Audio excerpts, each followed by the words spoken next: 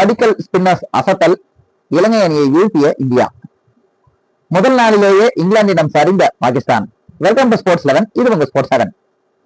முதலாவது இந்தியா மற்றும் இலங்கை அணிகளுக்கு இடையிலான முதலாவது டெஸ்ட் போட்டி கால்ல முடிவுக்கு வந்துருச்சு.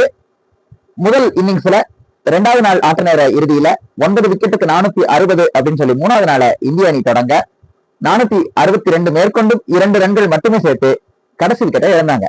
அதை தொடர்ந்து இலங்கை அணி பேட்டிங் விளையாட தொடக்கம் என்னவோ இந்தியாவுக்கு அமக்கலமாவும்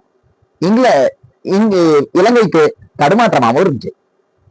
இலங்கையுடைய ஓபனர்கள் எல்லாருமே அடுத்தடுத்து விக்கெட்டுகளை வேகமா கொடுத்துட்டு போக ரொம்ப தடுமாற்றமான ஒரு நிலையில 100 ரன் எடுக்கிறதுக்குள்ள 5 விக்கெட்டை இழந்து தடுமாற ஆரம்பிச்சாங்க இலங்கை அணி. அந்த சூழல்ல ஜோடி சேர்ந்து 6வது விக்கெட்டுக்கு ஒரு சூப்பரான பார்ட்னர்ஷிப் போட்டாங்க விக்கெட் கீப்பர் டிக்வெல்லா மற்றும் ஆல்ரவுண்டர் சோனல் தினுஷ்கா. இதுக்கு முன்னாடி ஒரே ஒரு டெஸ்ட் தான் ஆடி இருந்தாரு. அந்த டெஸ்ட் மேட்ச்லயும் 92 ரன்கள் அடிச்சிருந்தார். இந்த மேட்ச்ல அவருக்கு கிடைச்ச வாய்ப்பை ரொம்ப தரமா பயன்படுத்தி சிறப்பான ஆட்டத்தை டிக்வெல்லா கூட சேர்ந்து வெளிப்படுத்த இவங்க 2 பேரும் 6வது விக்கெட்டுக்கு 146 ரன்களை ஜோடி சேர்த்தாங்க. அதோட விளைவா 200 ரன்களை எளிமையா தாண்டினாங்க இலங்கை அணி. அந்த சூழல்ல பிரசித் கிருஷ்ணாவுடைய பந்து வீச்சுல 80 ரன்கள் எடுத்த நிலையில டிக்வெல்லா அவுட் ஆக அதை தொடர்ந்து மற்ற வீரர்கள் அடுத்தடுத்து விக்கெட்டுகளை வேகமா விட்டுட்டாலும் தினுஷ்கா மட்டும் ரொம்ப சிறப்பாகவும் பொறுப்பாகவும் விளையாடி தன்னுடைய முதலாவது டெஸ்ட் சதத்தை பூர்த்தி பண்ணாரு. அவருடைய அற்புதமான 100 ரன்களுடைய விளைவா இலங்கை அணி முதல் இன்னிங்ஸ்ல 284 அப்படின்ற டீசென்டான ஸ்கோரை எட்டி பிடிச்சாங்க. இந்திய அணி தரப்புல புதுமுக வீரரான மானவ் சுதர் 4 விக்கெட்டுகளை எடுக்க அனுபவம் வாய்ந்த ரவீந்திர ஜடேஜா 3 விக்கெட்டை எடுத்திருந்தார். மற்ற எல்லா வீரர்களும் தங்களுடைய பங்குக்கு விக்கெட்டுகளை பகிர்ந்து எடுக்க இந்தியாவுடைய பவுலிங் அட்டகாசமா இருந்துச்சு. அதை தொடர்ந்து இந்தியா மீண்டும் பேட்டிங்க்கு வர முதல் ஓவர்லயே அசிதா பெர்னாண்டோட பந்து வீச்சுல ஜாய்ஸ்வால் ரன்னரை எடுக்காம அவுட் ஆக இந்திய அணிக்கு தொடக்கமே அதிர்ச்சி. இருந்தாலும் சுதாரிச்சு பொறுப்பாவும் அதிரடியாவும் விளையாடினாங்க கர்நாடகா இணையான தேவ்தத் படிக்கல் மற்றும் ஓபனர் கே எல் ராகுல் முதல் இன்னிங்ஸ்ல ரொம்ப நிதானமா ஆடினவர் 2வது இன்னிங்ஸ்ல பொங்கி பாஞ்சு அதிரடியா விளையாடி 35 ரன்களை 2 பவுண்டரிகள் மற்றும் 2 சிக்ஸர்களோட அடிச்சுட்டு அவுட் ஆயிட்டு போனாரு. மறுமுனையில சிறப்பா முதல் இன்னிங்ஸ்ல செஞ்சுரி போட்டதை அப்படியே கண்டினியூ பண்ணி விளையாடின படிக்கல் 44 ரன் எடுத்து அவுட் ஆனாரு. அடுத்து வந்த கில் 8 ரன்னுக்கு கிளம்ப அடுத்துதான் பந்து புயல் இலங்கையை தாக்குச்சு. அதிரடியா விளையாடின ரிஷப் பந்த் 69 பந்துகள்ல 66 ரன்களை வெளுத்து கட்டினாரு. இந்த இன்னிங்ஸ்ல அவரு அடிச்ச சிக்ஸர்களும் பவுண்டரிகளும் இலங்கையுடைய கான்பிடன்ஸை உடைக்கிற மாதிரி இருந்துச்சு. இருந்தாலும் அவருக்கு தேவையான சப்போர்ட் லோவர் ஆர்டர்ல பெரிய அளவுல கிடைக்கல. கீழே வந்த வீரர்கள் யாருன்னு 20 ரன்களை தாண்டி அடிக்காம இரட்டை இலக்க ஸ்கோரை எட்டிட்டு டப்புன்னு அவுட் ஆயிட்டு இருந்ததோட விளைவா இந்திய அணி வெறும் 193 ரன்களுக்கு ஆல் அவுட் ஆனாங்க. இலங்கை அணி தரப்புல சிறப்பா பந்து வீச்சின டெபியூட்டான் ஸ்பின்னரான நோவன்கா 3 விக்கெட்டை எடுக்க முதல் இன்னிங்ஸ்ல 4 விக்கெட் எடுத்திருந்த அனுபவம் வாய்ந்த பிரபத் ஜெயசூர்யா மீண்டும் 4 விக்கெட்டை எடுத்திருந்தாரு. கூடவே அசிதா பெர்னாண்டோவும் அற்புதமா பந்து போட்டு விக்கெட்டுகளை நியூ பால்லையும் ஓல்டு பால்லையும் கலட்டி இருக்க ஸ்ரீலங்காவுடைய பவுலிங் பெர்ஃபார்மன்ஸ் செகண்ட் இன்னிங்ஸ்ல ரொம்பவே அட்டகாசமா இருந்தது. இந்த சூழல்ல 372 ரன் அடிச்சா வெற்றி அப்படின்ற இலக்கு இலங்கை முன்னாடி நிறுத்த அந்த சூழலை தங்களுக்கு சாதகமா பயன்படுத்தினாங்க இந்தியாவுடைய நியூ பால் பவுலர்களான முகமது சிராஜ் மற்றும் பிரசித் கிருஷ்ணா. 2 ஓபனர்களையும் ஆளுக்கு ஒருத்தர்னு சொல்லி கலட்டிட்டு போக அடுத்தது முதல் இன்னிங்ஸ்ல ஆடின சந்திமலுக்கு பதிலா வந்த புதுமுக வீரரை முதல் பந்திலேயே கலட்டி விட்டாங்க இந்திய பவுலர்கள். அதை தொடர்ந்து அற்புதமா பந்து போட்டு ஒரு பக்கம் இழுத்து பிடிச்சு விக்கெட்டுகளை எடுக்கிற வேலையை மனோஜ் சுதர் தொடக்கத்துல இருந்து செய்ய ஆரம்பிச்சாரு. ஒரு கட்டத்துல 59 ரன்னுக்கு 4 விக்கெட் இழந்து இலங்கை அணி தடுமாற அந்த நாளை 84க்கு 4 அப்படின்னு சொல்லி முடிச்சாங்க. அடுத்து இறுதி நாள் ஆட்டத்துல இந்திய அணி சிறப்பா விளையாடுறதுக்கு நல்ல முயற்சியை எடுக்கணும்.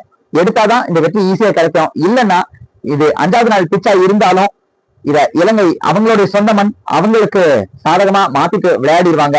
இல்ல மழை குறுக்கிட்டுனாலும் இலங்கை அணிக்கு சாதகமா ஒரு டிரா வர்றதுக்கு வாய்ப்பு இருக்கு. அப்படின்ற ஒரு சூழல்ல 6 விக்கெட்டை மட்டும் எடுத்தா போதும் அப்படின்ற நிலையில இந்திய அணி 5ஆம் நாள் ஆட்டத்தை தொடங்கினாங்க.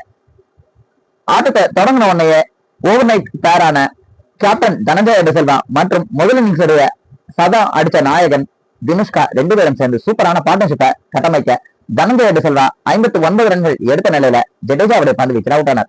முதல் இன்னிங்ஸ்ல அற்புதமா விளையாடின டிக்வெல்லா 2வது இன்னிங்ஸ்ல கையை விரிச்சு வெறும் 8 ரன்னுக்கு கிளம்ப அதை தொடர்ந்து தன்னுடைய ஆட்டத்தை ஒரு பக்கம் சிறப்பா கண்டினியூ பண்ணிட்டு இருந்த தினுஷ்காவும் 84 ரன்களுக்கு மனோஜ் சுதருடைய சுழல்ல சிக்கி அவுட் ஆனாரு. அதை தொடர்ந்து டெய்லர் ரொம்ப ஈஸியா மனோஜ் சுதர் மற்றும் பிரசித் கிருஷ்ணா வாஷ் அவுட் பண்ணி எடுக்க கடைசியில 205 ரன்களுக்கு இலங்கை அணி ஆல் அவுட் ஆக இந்திய அணி 166 ரன்கள் வித்தியாசத்துல ஒரு பெரிய வெற்றியை பதிவு செஞ்சு தொடர்ல 1-0 முன்னிலை எடுத்தாங்க. சிறப்பான பேட்டிங்க ஃபர்ஸ்ட் இன்னிங்ஸ்ல ஒரு சூப்பரான 167 ரன்களை அடிச்சு, இரண்டாவது இன்னிங்ஸ்லயும் ஒரு முக்கியமான 44 ரன்களை அடிச்சு இந்திய அணியுடைய பேட்டிங்க்கு தூணா விளங்கின தேவ்தத் படிக்கலுக்கு பிளேயர் ஆஃப் த மேட்ச் கொடுக்கப்பட்டுச்சு. இரண்டாவது இன்னிங்ஸ்ல சூப்பரா பந்து போட்டிருந்த மனோஜ் சுதார் முதல் இன்னிங்ஸோட 4 விக்கெட்டோட இரண்டாவது இன்னிங்ஸ்ல 6 விக்கெட் எடுத்து ஒரு 10 விக்கெட் ஹால எடுத்துட்டு போனாரு. இலங்கை அணி பக்கம் பவுலிங் ஓரளவுக்கு பாசிட்டிவா இருந்தாலும் டாப் ஆர்டர் பேட்டிங் கொலாப்ஸ் 2 இன்னிங்ஸ்லயும் தொடர்ச்சியா நடந்தது.